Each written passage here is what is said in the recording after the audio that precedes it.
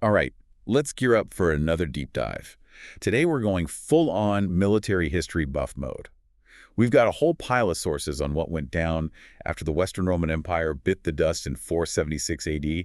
And trust me, it's a wild ride. Kingdoms popping up left and right, alliances changing faster than you can say legion. It's like someone flipped the table on the game of Risk and all the pieces went flying. And you know our listeners, they're all about those epic battles. The strategic chess moves the underdogs who defied the odds. Oh, we've got all that and more. The fall of Rome wasn't just the end of one empire, it was the starting pistol for a whole new race to power.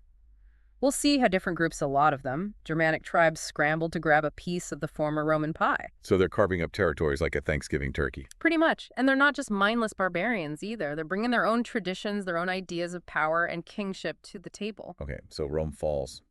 What's the first domino to drop? Let's look at the Italian peninsula, the heart of the old empire. It falls under the control of Odoacer, a military leader of Germanic origin. Oh yeah, Odoacer. I've heard of him. But here's the twist. He doesn't declare himself emperor. He establishes the kingdom of Odoacer. A kingdom, not an empire. Why go small time? That's the genius of it. Claiming the title of emperor would have painted a giant target on his back. So he's playing it safe, flying under the radar. Exactly. He's consolidating his power without attracting too much attention. Smart move. So while Odoacer's setting up shop in Italy, what's happening elsewhere? Gaul, modern-day France, gets sliced and diced. The Burgundians grab the southeast and set up the Kingdom of Burgundy. Burgundians, wine, and warfare. And in the northwest, you've got the Franks forming the Frankish kingdom. Ah, the Franks. They're going to be major players, right? You bet. They might not be top dog yet, but remember that name. They're about to make some serious noise. Okay, I've got my eye on them. What about the Iberian Peninsula? Modern-day Spain and Portugal? The Visigoths already had a strong foothold there, and they managed to hold on tight. They were tough cookies. Even Rome had trouble with them. They adapted to the changing times and came out on top. Survival of the fittest. So far, we've got kings and kingdoms popping up everywhere. But for a real underdog story, you gotta look at the Vandals. These guys go from herding sheep to ruling North Africa and a bunch of Mediterranean islands. The Vandal kingdom, what a glow-up. It's an incredible transformation. They went from landlubbers to seafaring conquerors. From sheep to ships, that's a wild career change. How do they pull it off? They embraced naval power. They built a fleet of warships and started raiding coastal cities. They even challenged the Eastern Roman Empire for control of the Mediterranean. So it's not just about land armies anymore. It's about who rules the waves. Exactly. Controlling the seas means controlling trade routes, communication lines. It's a game changer. All right, so we've got Europe in a state of flux, kingdoms rising and falling, alliances shifting like desert sands. But what about the British Isles? I know the Roman legions had already packed up and left a while back. Right. The Roman withdrawal in 407 AD left a power vacuum, and things got messy fast. Power vacuums are like magnets for trouble. Imagine this: Roman landowners are left behind, fearing attacks from the Picts, a fierce Celtic tribe from what is now Scotland. They're surrounded and outgunned. What do they do? They make a classic blunder. They hire mercenaries. Oh boy, that never ends well. They brought in Germanic tribes, the Angles, the Saxons, and the Jutes. Figured they could control them, keep them on a short leash. Famous last words. The mercenaries, sensing weakness and frustrated by lack of payment, they turn on their employers. So it's a full-blown betrayal. Absolute chaos erupts. The Picts see an opportunity and join the fray. The British Isles become a battleground. So out of this chaos, what emerges? 7 kingdoms are born. This period is where the foundation of English history is laid. It's a military history buff's playground. It's amazing how the fall of one empire can trigger a chain reaction of conflict across a whole continent. But here's a question that's been bugging me. Why didn't the Eastern Roman Empire, also known as the Byzantine Empire, step in to help their Western counterparts? You'd think they'd want to keep the empire united. They had their own hands full.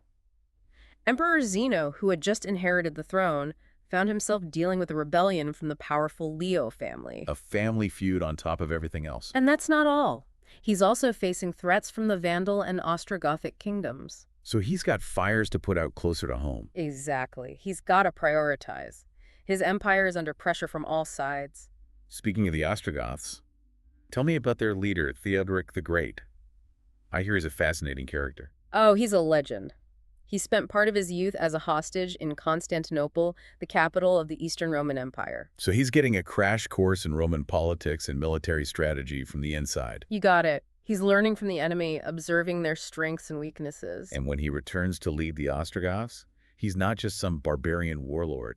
He's a seasoned strategist with a chip on his shoulder. And ambitions that put him on a collision course with Emperor Zeno. This is where things get interesting. Zeno's got his hands full with those rebellions and threats we talked about. So he makes a bold move. He decides to channel Theodoric's ambition, point him in a new direction. He's playing a dangerous game. He tells Theodoric, hey, why don't you go take care of Odoacer for me? It's a classic enemy of my enemy play. He's basically passing the buck Roman style. You could say that. Yeah. And Theodoric, ever the opportunist, sees this as his chance to establish his own kingdom right in the heart of the former Roman Empire. And he's got the backing, at least the name, of the Eastern Roman Emperor. It's a win-win for both of them, at least in theory. But as we know, history is rarely that simple. You're telling me Theodoric's campaign in Italy is just the beginning of a whole new chapter of conflict and intrigue. And that's a story for another deep dive. Theodoric doesn't waste any time. He sees his chance and he takes it. He's not messing around. In 489 AD, he leads the Ostrogoths across the Alps and into Italy. It's a full-on invasion. So this is a major showdown. Oh yeah, this is about who gets to control the Italian peninsula, who gets to shape its future. Theodoric versus Odoacer. It's a clash of titans. You could say that on one side, you've got Odoacer representing a continuation of Roman rule, even if it's in a weakened form. Holding on to the old ways. And then there's Theodoric. He's the embodiment of this new wave of power. He's got the strength of the Goths, but he's also savvy. He's got Roman influence. He's a hybrid, a new breed of leader. Exactly. He's not just about brute force. He's playing the long game. So this clash of ideologies, who wins? The campaign goes on for years. It's a brutal back-and-forth struggle for power. Both sides are dug in. They're not giving an inch. But in the end, Theodoric emerges victorious. He defeats Odoacer, bringing an end to his reign. So it's the end of the line for Odoacer. And the beginning of a new chapter for Italy, Theodoric establishes the Ostrogothic kingdom. Right in the heart of the former Roman Empire. Technically, it's a vassal state of the Eastern Roman Empire, but let's be real, Theodoric's calling the shots. He's the one with the power. He's created an independent kingdom right under the noses of the Eastern Romans. So he's a conqueror. He's got the military might. But what kind of ruler is he? Does he impose Ostrogothic customs on the Romans? Actually, he takes a different approach. He implements a system of dual governance, Roman law for the Romans, Ostrogothic law for the Goths. So he's trying to keep everyone happy, maintaining a balance. He even extends this to religion. He allows both Arian Christianity practiced by the Goths and Catholicism followed by most Romans to coexist. That's pretty progressive for the time. It's not about imposing one belief system on everyone. He understands that to maintain stability, he needs to respect existing traditions and beliefs. It's a delicate balancing act. Did it work? Was there pushback? There were definitely challenges, but overall, his reign is marked by stability and even prosperity. He keeps Roman institutions in place, reforms the tax system, and focuses on rebuilding infrastructure that had been neglected during the years of turmoil. So he's not just a warlord. He's a builder. He's investing in his kingdom. He's a pragmatist. He knows that military strength is only part of the equation. You need to provide for your people. You need to create a stable society. He's playing the long game again, thinking about the future of his kingdom. And he's not just focused on internal affairs. He knows that external threats are always looming. So he takes steps to secure his position on a larger scale. I'm guessing this involves more than just building walls and fortresses. Much more. He creates a web of alliances through a series of strategic marriages. He marries his daughters to the kings of Burgundy and the Visigoths. He's surrounding himself with allies. And his sister marries the king of the Vandals. He's building a network of family ties across Europe. It's like a giant game of Risk. He's creating a buffer zone of friendly territories. Exactly. He's securing his power through diplomacy as much as through military might. And for a while, it works. Italy enjoys a period of peace and prosperity under his rule. But we all know that good times don't last forever. Right. When Theodoric dies in 526 AD, it's like the foundation of his kingdom starts to crumble. His system of dual governance relied heavily on his personal authority to maintain the balance. He was the glue holding everything together. Exactly. Once he's gone, the cracks start to show. So what happens to the Ostrogothic kingdom after Theodoric? His grandson, Athalaric, inherits the throne. But he's just a kid, only 10 years old. Too young to rule. So Theodoric's daughter, Amalisantha, acts as regent. She's essentially the one in charge. A woman in power in a world dominated by men. That can't be easy. It's a tough position. She faces opposition from the Ostrogothic nobles who resent her influence. They see her as a threat. And they're not the only ones. The Roman citizens are yearning for independence. They see this as their chance to break free from Gothic rule. So Amalasuntha is caught in a power struggle. She's got the nobles on one side, the Romans on the other, and she's trying to hold the kingdom together. It's a losing battle. She realizes that she needs help, and she knows where to turn. The Eastern Roman Empire. She reaches out to Emperor Justinian, pleading for his intervention. Justinian the Great. This is the guy who's going to leave a lasting mark on Byzantine history. He's ambitious. He dreams of restoring the Roman Empire to its former glory. But he's also cautious. He doesn't just jump into every conflict. He takes his time, he assesses the situation. He needs to be sure that any intervention is in his best interest. So while he's weighing his options, Amalasuntha is back in Italy, facing those mounting pressures. And tragically, her situation takes a turn for the worse. This doesn't sound good. She's betrayed by her own cousin Theodahad, the man she made king. He has her murdered in 534 AD. That's cold-blooded. What was he thinking? He saw her as a threat to his power. She was intelligent, respected, and she had the ear of the Eastern Roman Emperor. So he eliminates the competition. In doing so, he secures his own position, but he also makes a powerful enemy. He's basically poked the bear. Justinian's not going to let this slide. You're right. The murder of Amalasuntha is an affront to Justinian's authority. It's a personal insult as well as a political challenge. It's like Theodahad has thrown down the gauntlet. And Justinian isn't one to back down from a challenge. He sees this as his opportunity to finally make his move in the West. To reclaim what he believes is rightfully Roman territory. Exactly. He's been waiting for the right moment to intervene, and now it's arrived. Theodahad's actions have consequences, and they're about to hit him with the force of a Roman legion. He basically handed Justinian the perfect excuse to invade. Justinian sees this as his chance. He can't resist the opportunity to reclaim Italy, the heartland of the old Roman Empire. It's like a personal mission for him to restore Rome to its former glory. So in 535 AD, he launches his campaign, the Gothic War. This is going to be a long and bloody conflict. Oh, this is no walk in the park. This war drags on for almost 20 years. It's brutal. It's back and forth.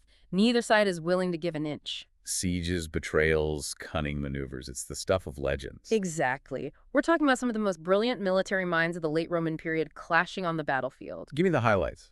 What were some of the key moments in this epic struggle? Well, early on, the Byzantines, led by the brilliant general Belisarius, they score some impressive victories. They capture Rome in 536 AD, and then they lay siege to Ravenna, the capital of the Ostrogothic kingdom. Belisarius. This guy sounds like a real game changer. He's a legend. He's known for his tactical genius and his ability to inspire his troops. He was Justinian's right-hand man in this campaign to reconquer the West. So the Byzantines are on a roll, but I'm guessing the Ostrogoths weren't just going to roll over. Not a chance. They rally under a new leader, Totila. He's charismatic, he's cunning, he's a warrior who knows how to fight back. So he's a worthy opponent for Belisarius. Oh, absolutely. He's a master of guerrilla warfare. He uses hit-and-run tactics to harass the Byzantine forces. He keeps them off balance. He understands the importance of winning over the local population. Smart. He's not just fighting a military campaign.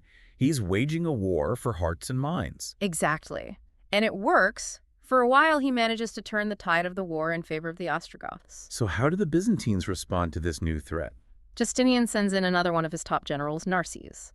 This guy is a seasoned veteran. He's known for his strategic thinking and his logistical skills. He arrives in Italy with fresh troops, ready to take on Totila. So now it's Belisarius and Narses, two of the greatest generals of the era, leading the charge for Justinian. They're a force to be reckoned with, and eventually they corner Totila. They defeat him at the Battle of Taginae in 552 AD. A decisive victory. It breaks the back of the Ostrogothic resistance. So, after 20 years of bloodshed, the Byzantines finally prevail. But at what cost? What was the state of Italy after all this fighting? Italy is devastated. Cities are in ruins. The population has been decimated. The economy is shattered. A Pyrrhic victory. Exactly. Justinian achieved his goal of reclaiming Italy, but at a terrible price. It's a reminder that even in victory, there can be immense loss. And the consequences of this conflict, they reverberate for centuries. How so? The war weakened the Byzantine Empire. It made them more vulnerable to future threats from other enemies. They overextended themselves. In a way. And it also created an opportunity for another Germanic group, the Lombards. They would eventually conquer parts of Italy in the late 6th century. So even though Justinian achieved his dream of restoring Roman rule in Italy, it was short-lived. It was a fleeting moment of glory. But his reign, it represents a final blaze of brilliance for the Roman Empire. His efforts to reclaim the lost territories of the West, even though they ultimately failed in the long run. They're a testament to his ambition and his unwavering belief in the legacy of Rome. We've covered a lot of ground in this deep dive. We started with the fall of the Western Roman Empire in 476 AD, and we've explored almost a century of European history through the lens of military conflict. It's been a journey through ambition and conflict. We've seen kingdoms rise and fall, we've witnessed the clash of cultures, and we've explored how military power can shape the course of history. For our military history enthusiasts out there, I hope this deep dive has provided some valuable insights into this turbulent and fascinating era. We've delved into the strategies, the battles, the key figures that shaped the post-Roman world. It's a story that continues to resonate centuries later. And I think the key takeaway here is that the fall of Rome wasn't just an event. It was a process, a catalyst for a whole new era of European history. The echoes of those ancient battles, those clashes of swords and wheels, they can still be felt today in the political and cultural landscape of Europe. So the next time you look at a map of Europe, think about the kingdoms that rose from the ashes of the Roman Empire. Think about the battles that forged their destinies. History is more than just dates and names. It's a tapestry woven with threads of ambition, conflict, and the enduring human desire for power and glory. And as we've seen in this deep dive, the aftermath of Rome is a chapter filled with tales that continue to captivate and inspire us centuries later. And that brings us to the end of another deep dive. Thanks for joining us. We'll see you next time.